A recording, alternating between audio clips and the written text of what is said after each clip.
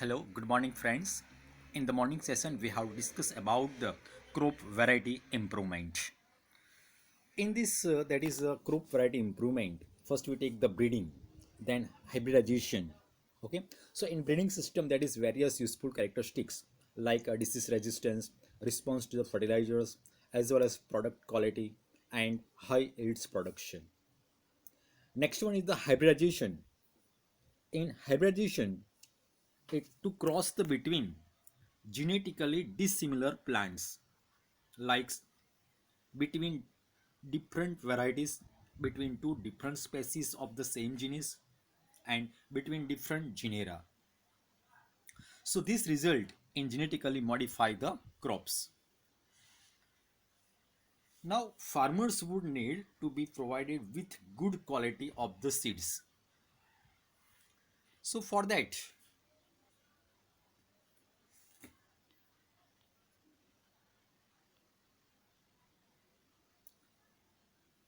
that is cultivation practice as well as crop yield are related to the weather, soil quality, and availability of the water.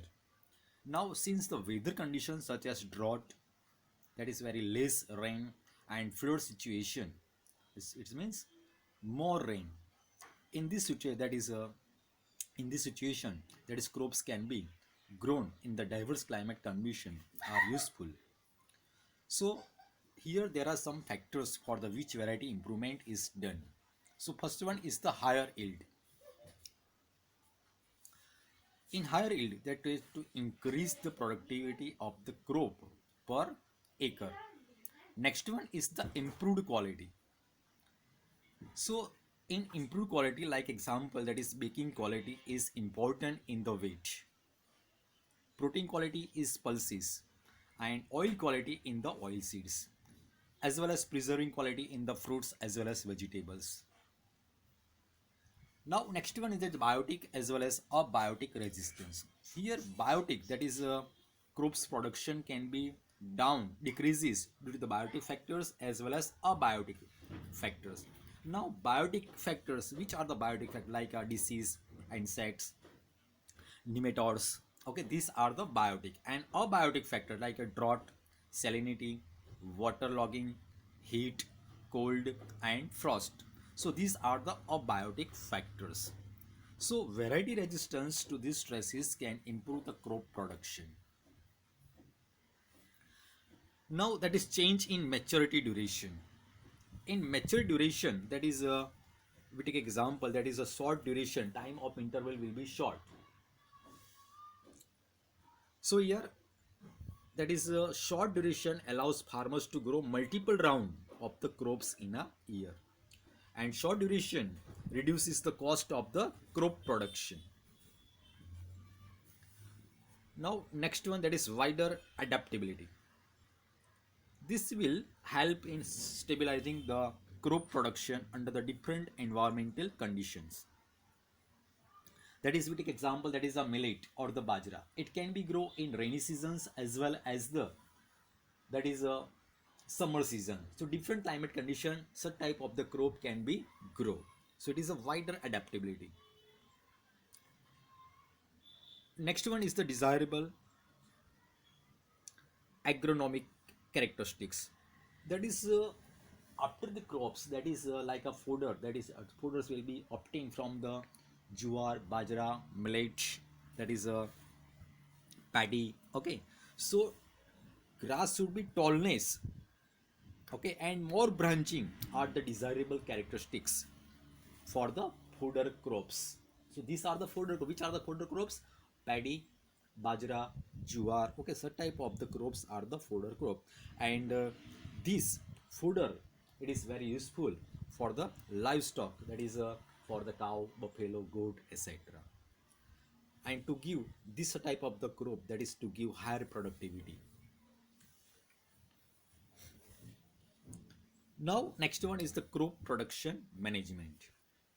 Now, now in our India, that is farmers.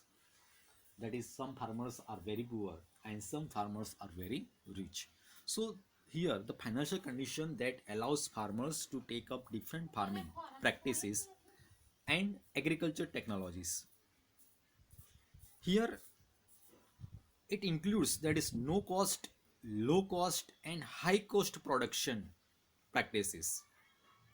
So first we take the nutrient management. Now nutrients are supplied to the plants by air, water and soil. Here there are 16 nutrients which are essential for the plants. Air supplies carbon and oxygen.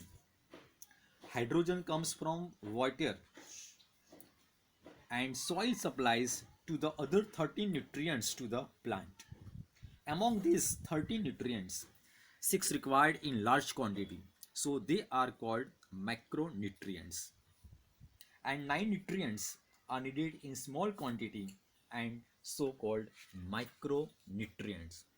So in macronutrient, that is in large quantity, like nitrogen, phosphorus, potassium, calcium, magnesium, sulfur. Okay, so these are available in a soil that is in large quantity. So it is a macronutrients.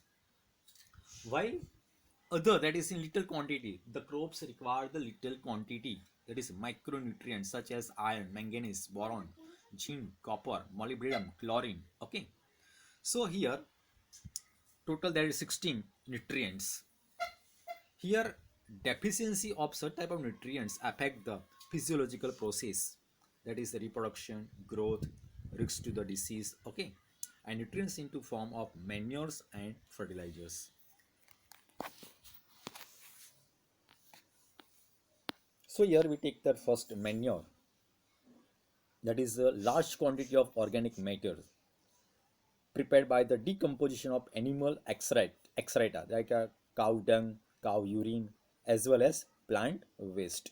And this manure helps in improving the soil structure, and this involves increasing the water holding capacity. Now this manure can be classified into two types, that is compost and vermicompost, as well as green manure.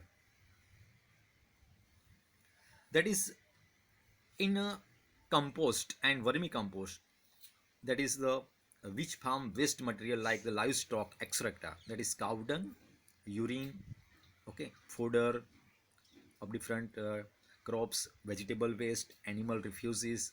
Okay, so there is domestic waste, sewage waste, straw wastage, weeds, etc.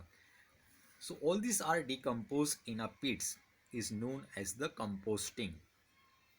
And this composting is very rich in the organic matter as well as nutrients. And compost is also prepared by the using earthworm also, and this is called the vermicompost. Another one, that is a green manure.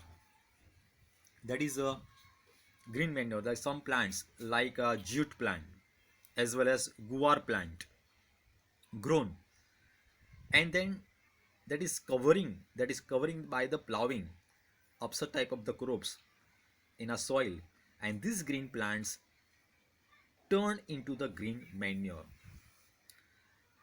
and which have soils rich, that is a nutrient like nitrogen as well as phosphorus.